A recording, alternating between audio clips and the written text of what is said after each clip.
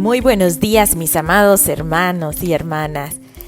Es tan emocionante saber que estamos avanzando en este libro de Levítico, en este libro que nos habla acerca de la necesidad que tenemos nosotros de vivir una vida santa, una vida agradable para el Señor.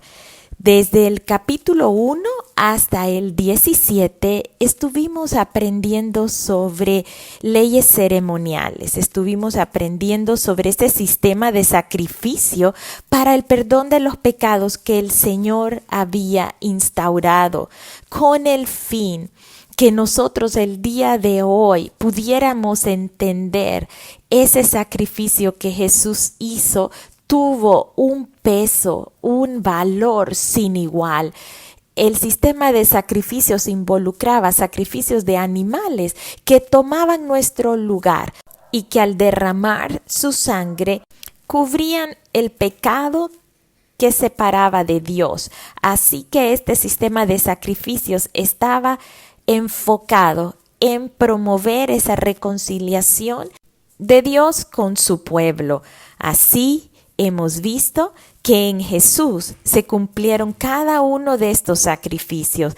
Por tanto, nosotros hemos sido receptores de ese ministerio de la reconciliación.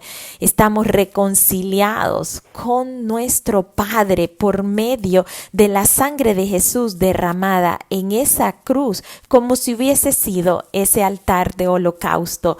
Pero el sacrificio de Jesús bastó con una vez por todos los pecados del pasado, del presente y del futuro. La sangre de Cristo es una sangre preciosa, valiosa, que no se vio contaminada por ningún pecado. A pesar de haberse despojado de sus vestiduras celestiales y gloriosas, el Señor Jesús pudo mantenerse santo y puro habitando en medio de nosotros. Y ese es el ejemplo que nosotros debemos seguir. Nosotros debemos mantenernos santos y puros para honrar y glorificar a nuestro Dios. Él nos ha dado la vida de su Hijo y es una manera de decirnos cuánto nos ama. Ha dado a su Hijo por amor a nosotros, porque Él ha querido que nosotros podamos tener una relación cercana con Él. Pero depende de cada uno de nosotros el acortar la distancia que nos separa de Dios. Y eso solo lo vamos a obtener en la medida que lo conozcamos, que le creamos, que vivamos de acuerdo a su voluntad aquí en la tierra. Así que entramos a una nueva etapa en el libro de Levítico. Como les decía, del 1 al 17 eran con respecto a leyes ceremoniales y todo el sistema de sacrificios para el perdón de los pecados, pero del 18 en adelante al 27 vamos a estar recibiendo instrucciones precisas del Señor respecto a normas de nuestras vidas, a normas que debemos vivir, que debemos respetar en nuestras vidas y que nos ayudan cada una de estas normas a crecer en obediencia y vivir esas vidas que agradan a Dios. Las normas que Dios nos da no es para hacernos la vida difícil, no.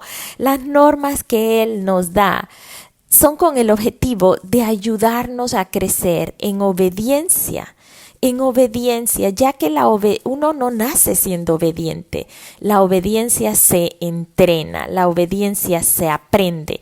Dejemos a un niño sin darle ninguna limitación, sin darle ninguna instrucción.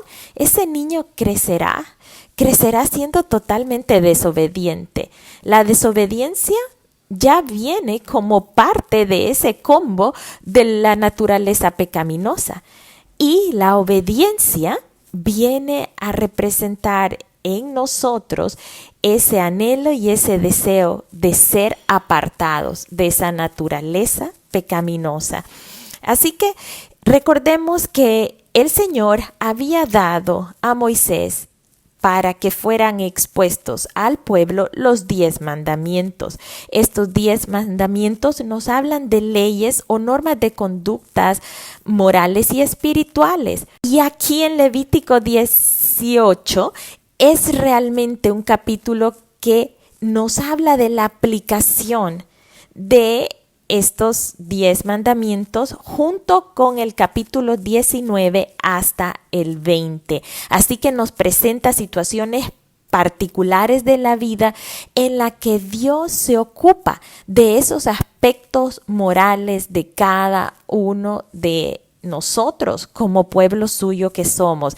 En este momento está siendo dado al pueblo de Israel. Recordemos que el pueblo de Israel fue sacado de Egipto para poder ser una nación ejemplar entre las naciones, una nación que pudiese dar evidencia que eran gobernados por Dios y que ese es el deseo de Dios, que todas las naciones viniesen a ser pueblo de Dios también.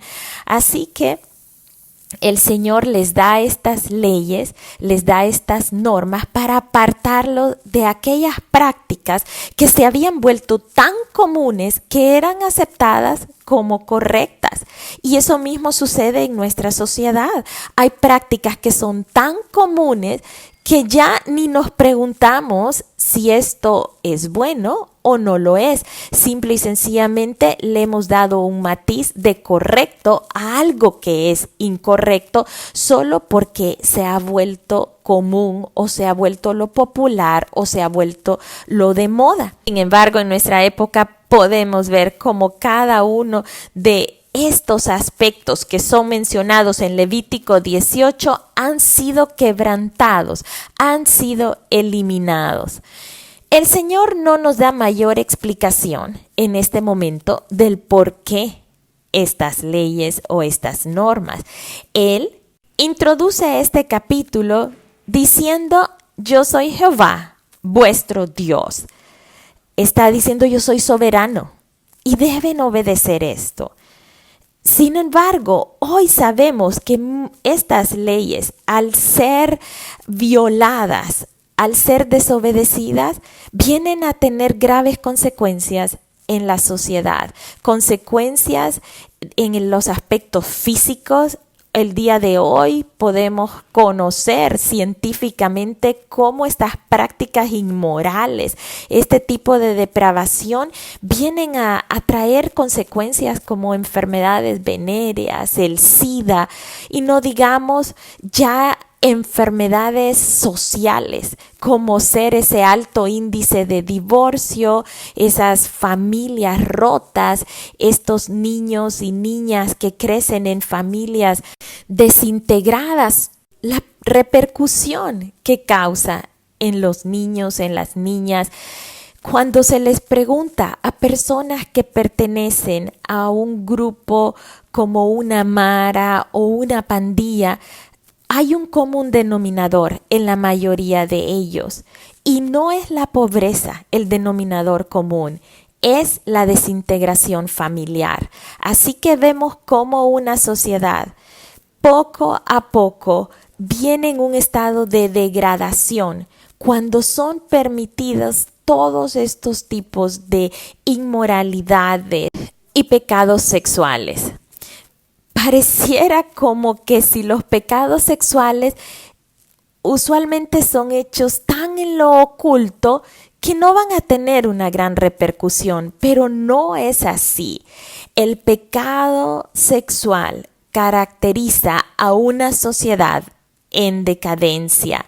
Solo miremos esos grandes imperios. La mayoría de ellos se ha visto caer desde grandes alturas por decadencias a causa de pecados sexuales, ya que los pecados sexuales conducen a esa espiral en descendencia que involucra el núcleo familiar y que repercute en toda la ciudad, y esto conduce a la caída de estos imperios. Aun cuando el pecado sexual usualmente se hace en lo oculto, va a venir a traer consecuencias que van a ser evidentes y notorias. El pecado sexual es como la carcoma, que sutilmente va comiendo desde adentro, va destruyendo desde adentro, y cuando uno menos acuerda, todo se cae. Aquí en mi casa hemos tenido ese problema de carcoma. Y había un mueble tan hermoso en el comedor, un chinero, en donde estaban las piezas más finas de vajilla que nosotros pudimos haber obtenido, y estaban todos estos vasos de cristal que no eran usados realmente, estaban como adornos y estaban esperando la mejor ocasión para ser usados. Y pasaron los años en ese chinero, sí se miraba muy bonito todo, pero un día, de repente en la noche, solo escuchamos así un estruendo, escuchamos vidrios rotos. Yo salí a la calle pensando que era un ladrón que estaba entrando por la ventana, pero luego nos dimos cuenta que era que las repisas de este chinero se habían caído porque estaba totalmente hueco por dentro debido a la carcoma, y se quebraron todas aquellas finas piezas de vajilla y de vasos de cristal que nunca utilizamos. Y eso sucede en la sociedad.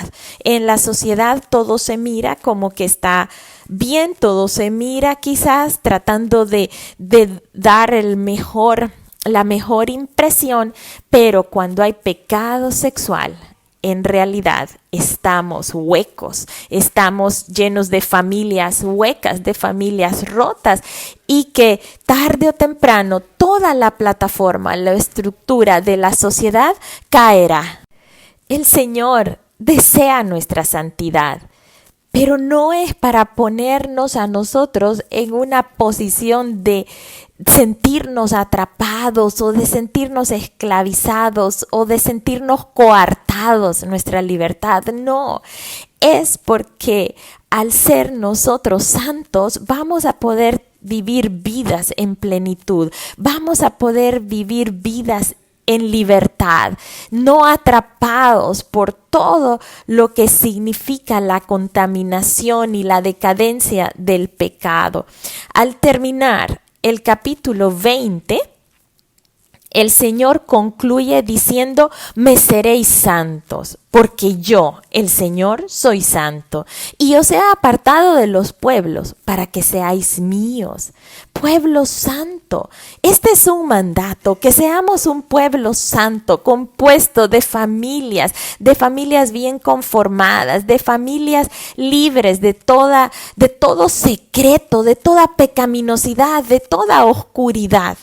Que podamos verdaderamente resplandecer la gloria de Dios, para que el conocimiento de su gloria, de la gloria de Dios a través de cada núcleo familiar, pueda ser extendido a todos los rincones de la tierra. Actualmente, la sociedad está llena de estas prácticas sexuales que están mencionadas en Levítico 18. Así que vemos que la Biblia sigue siendo muy actual. Este libro de Levítico fue escrito hace aproximadamente 3000 años. Y esto que es mencionado aquí es lo que ahora vemos que ha permeado nuestra sociedad, y que ahora más bien es una ley el tener la libertad de hacer estas cosas. Vemos cómo hay aquí un trabajo del reino de las tinieblas tratando de hacer parecer lo malo como bueno, porque ahora ya muchas de esas cosas ya no son prohibidas, sino que más bien se está alentando para que existan normas que protejan y que den la libertad de practicarlas. Así que vamos a hablar de manera general sobre las normas que aquí están escritas en Levítico 18. Vemos que hay prohibiciones acerca de relaciones sexuales entre familiares. cuando dice no descubrirás la desnudez de tu padre, de tu madre, de tu hermana, de tu hermanastro, de tu hermanastra, que no descubrirás la desnudez de tu media hermana, de tu tía, de tu tío, de tu cuñada, de tu madrastra. Vemos que el Señor está previniendo a su pueblo de todo tipo de incesto. Y es por todos conocidos. Cuando estas cosas suceden, hay terribles consecuencias. Y en la actualidad, ¿cuántas veces, cuántos casos oímos en las noticias de padres que han abusado de sus hijas, mujeres, y estas aún siendo unas pequeñas niñas de 12 o 13 años y que luego salen embarazadas de esta relación? Y es realmente doloroso saber que estas cosas, que estas prácticas se están dando y cada vez en aumento debido a las tinieblas, debido al entenebrecimiento de la mente de las personas, debido al alejamiento de Dios. Entre más alejados estemos de Dios, más comunes van a ser todas estas prácticas, pues son prácticas de las tinieblas. Son prácticas que causan destrucción y nosotros sabemos quién es el que ha venido para matar, para robar y para destruir. Es el enemigo. Así que, mis amados hermanos y hermanas, estemos precavidos, estemos alerta ante cualquier situación que nos haga sentir una inclinación por este tipo de depravaciones. Eso lo que muestra es que nuestro corazón está alejado del Señor. Así que la respuesta es: acerquémonos a Él, vengamos a Él, vengamos a ese lugar de la cruz, a ese lugar en donde podamos tener un encuentro con el Señor, en donde podamos verle, en donde dejemos de ser importantes nosotros o nuestros deseos y se convierta Él en nuestro Dios único y verdadero, que Él sea lo importante, que nuestras vidas puedan girar en torno a Él como centro, no en torno a esos deseos, productos de esa naturaleza pecaminosa. Luego este capítulo nos habla acerca de otro tipo de relaciones prohibidas. Nos habla de no tener relaciones con la mujer mientras esté en su periodo menstrual. También que no se debe tener relaciones con personas casadas. Y habla también del cuidado de mantener esa paz entre la familia. Habla de no tomar mujer juntamente con su hermana. Así que aquí recordemos que Jacob tomó a 2 hermanas, a Lea y a Raquel. ¿Y qué sucedió? Hubo siempre rivalidad en su casa, hubo siempre disputas y esto se reflejó en la relación entre los hijos de estas 2 hermanas. Así que muy sabiamente aquí en el libro de Levítico se está diciendo: no lo hagas, previniendo de toda esa rivalidad en las familias. Seguidamente hay un versículo que trata acerca de Moloc y pareciera que no debía ir aquí este versículo, pero está bien relacionado con lo que eran todas estas desviaciones sexuales, pues Moloc es el nombre dado a una supuesta divinidad cananea y que se asocia a los sacrificios de los niños por medio del fuego. Era tremendo porque este Moloc era una estatua de bronce y se le ponía fuego en su interior. Y cuando estaba totalmente encandecida esta estatua, allí se arrojaba a las víctimas. Y usualmente estas víctimas eran niños y entre más pequeños fuesen, ellos pensaban que eran mejor. Estaban agradando a este dios Moloc. Así que estos niños eran quemados allí en los brazos de este Moloc. vemos que el pueblo de Israel se vio involucrado en un tipo de práctica similar a estas y se dejaron llevar y se dejaron influenciar.